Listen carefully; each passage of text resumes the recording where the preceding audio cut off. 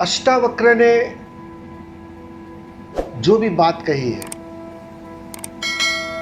वो शुद्धतम बात है, शुद्धतम ज्ञान की बात है, शुद्धतम स्वभाव की बात है। खाओ पियो, जैसे जी रहे हो बिल्कुल वैसे ही जियो। क्या कहा कि बिल्कुल वैसे ही जियो, बदलना थोड़ी है कुछ। जो मैंने अभी बात कही शुरुआत में, बाहर कुछ भी नहीं बदलता है। जो परिस्थिति जैसी है वैसी की वैसी रहती है, लेकिन भीतर से कुछ है जो टूट जाता है, जो गिर जाता है। वो है मन, वो है बेचैनी, वो चली जाती है, वो तिरोहित हो जाती है। तो इस वाक्य में जो अष्टावक्र ने कहा है वो कहना क्या चाह रहे हैं, जैसे वेद का एक वाक्य है, मैं उससे उस संदर्भ में अगर समझाऊंगा तो बात आसानी से समझ में आ जाएगी। वेद का एक बहुत प्यारा वचन है। वेद कहते हैं कि जब एक साधारण व्यक्ति होता है तो उसके लिए सागर सागर होता है, नदियां नदियां होती है, पहाड़ पहाड़ होते हैं। और जैसे ही वह साधारण व्यक्ति अध्यात्म की यात्रा में संलग्न होता है, भीतर की यात्रा में संलग्न होता है, साधक होने लगता है, तो साधक के लिए सागर सागर नहीं रहता, पहाड़ पहाड़ नहीं रहते, नदियां नदियां नहीं रहती। गौर से समझना इस बात को। साधारण व्यक्ति के लिए नदियां नदियां थी, पहाड़ पहाड़ थे। साधक के लिए नदियां नदियां नहीं रहती, पहाड़ पहाड़ नहीं रहते। और जैसे ही तुम उस पार पहुंचते हो, सिद्ध होते हो, यही साधक सिद्ध हो जाता है, तो फिर से नदियां नदियां हो जाती है, पहाड़ पहाड़ हो जाते हैं, सागर सागर हो जाते हैं। क्या कहना चाह रहे हो, क्या बता रहे हो? यही अष्टावक्र कहना चाह रहे हैं कि बिल्कुल जैसे तुम सहज साधना के पहले जी रहे थे, लेकिन तुम्हें अपना पता ना था, तुम्हें अपना होश ना था, तुम्हें अपनी कोई खबर ना थी, और तुम जी रहे थे, बेहोशी में जी रहे थे। तुम्हें एक मजे की बात बताता हूं। एक साधारण व्यक्ति कहो, पेड़ पौधे कहो, एक साधारण पशु पक्षी कहो, वो जिस सहजता में होते हैं, जिस बालपन में होते हैं, क्योंकि साधारण का मतलब समझो कि जो पशु पक्षी है, जो पेड़ पौधे हैं, उसका अहंकार का जन्म अब तक हुआ नहीं है। तुम जब बालक थे, जन्म लिया था, तभी तक अहंकार और मन ने जन्म लिया ना था। तब तक तुम सहज और सरल थे इस पेड़ पौधे और पशु पक्षी के अर्थों में। अहंकार का जन्म नहीं हुआ था। लेकिन मनुष्य एक वो चौराहा है, वो मोड़ है, जहां तुम समझदारी के माध्यम से, तुम्हारी बुद्धिमत्ता के माध्यम से मन को और अहंकार को पोषित करते हो, उसको बड़ा बनाते हो। वो जन्म लेता है। जैसे जैसे वो घना होता है, मतलब समझदारी जैसे जैसे बढ़ती है, बुद्धिमत्ता बढ़ती है, अहंकार घना होते जाता है। और वही घना अहंकार एक दिन तुम्हारे जीवन में पीड़ा लाता है, तनाव लाता है, चिंता लाता है, और फिर से वही साधारण होने की दौड़ शुरू होती है। उसी को हम अध्यात्म की यात्रा कहते हैं। अध्यात्म की यात्रा और कुछ नहीं है।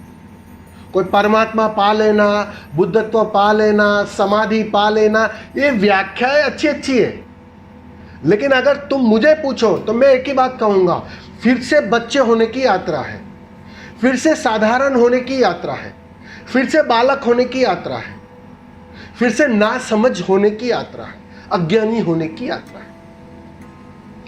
तो ये अहंकार जितना घना होता है, उतनी दुख की मात्रा सघन होती है।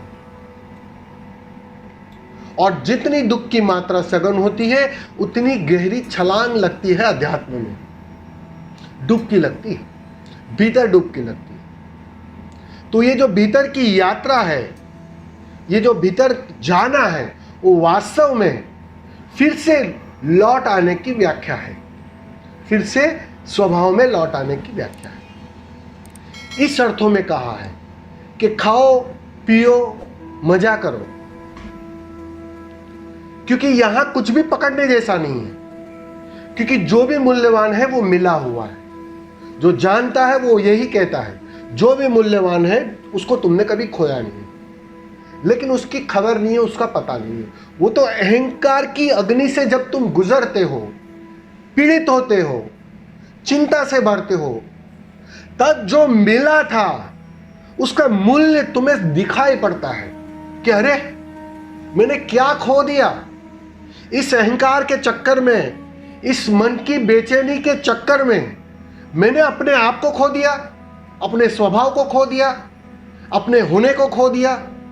तब पता चलता है उस हीरे का मूल्य जो आज तक व्यर्थ था तुम्हारे लिए। तो अध्यात्म की यात्रा उस हीरे का मूल्य बड़ा करती है, तुम्हें दिखाई पड़ता है, उस कॉन्ट्रास्ट में, उस सापेक्षता में दिखाई पड़ता है कि वास्तव में जो मिला हुआ था वो सदैव से मूल्यवान था। और तुम्हारी दौड़ समाप्त होने लगती है, तुम्हारी बेचैनी तिरोहित होने लगती है, तुम धन्यवाद के भाव से भरने लगते हो और ठहर जाते हो। और जिस दिन पूरी तरह ठहर जाते हो उस दिन घट जाती है समाधि। इसी को समाधि कहा है कि जहां तुम पूरी तरह ठहर जाओ, जहां बेचैनी चली जाए, जहां चिंता चली जाए, तुम जैसे हो बिल्कुल पर्याप्त हो, पूरे हो। वो धन्यवाद का भाव वही तो प्रार्थना में परिवर्तित होता है, उसी को प्रार्थना कहा है जानने वालों ने। तो ये सहज फिर से हो जाने की प्रक्रिया है। इसी अर्थों में अष्टावक्र ने कहा कि तुम उस सहज अवस्था को फिर से लौटाना। अगर कहीं तुम ध्यानी हो गए, कहीं तुम पंडित हो गए तो चुक जाओगे, कहीं तुम किसी भी बहाने कुछ भी हो गए, ये सहज को छोड़ के कुछ भी हो गए तो चुक जाओ। फिर से बच्चे होना है, सारी साधनाएं इतनी हैं, फिर से बच्चे होना, फिर से सहज होना है, फिर से नासमझ होना है। यह समझदारी ही बाधा है, इस अर्थों में कहा। तो ये जो वाक्य है अष्टावक्र का उसी संदर्भ में है। बात समझ में आ रहा है ना? जी स्वामी जी, ये बीच की यात्रा बीच तक है। एक साधक जहां से चलता है लौटता वहीं तक है, और फिर बस देखने का नजरिया बदल जाता है, कुछ मिट जाता है भीतर। जो बीच में आंखों के सामने कोई पर्दा था ना, वो पर्दा गिर जाता है, वो मन का पर्दा था। और मन के पर्दे के कारण हम हर चीज को अच्छे और बुरे में तोलने लगते हैं। ये अच्छा है, ये बुरा है, और मन सीधी सी बात है, अच्छा है, मन वहां से अटैच होता है, उसके साथ जुड़ना चाहता है, और जो बुरा है उसके साथ भागना चाहता है, उससे डिटेच होना चाहता है। बस यहाँ समस्या शुरू होती है, यहाँ से ही तुम फैलने लगते हो बाहर, यहाँ से पीड़ा शुरू होने लगती है। एक पहलू पकड़ना चाहते हो, एक पहलू छोड़ना चाहते हो, और यहाँ एक पहलू पकड़ने की कोई सुविधा नहीं है। यहाँ तुम्हें पूरा पकड़ना पड़ेगा सिक्के को, सिक्के के दोनों पहलू को स्वीकार करना पड़ेगा।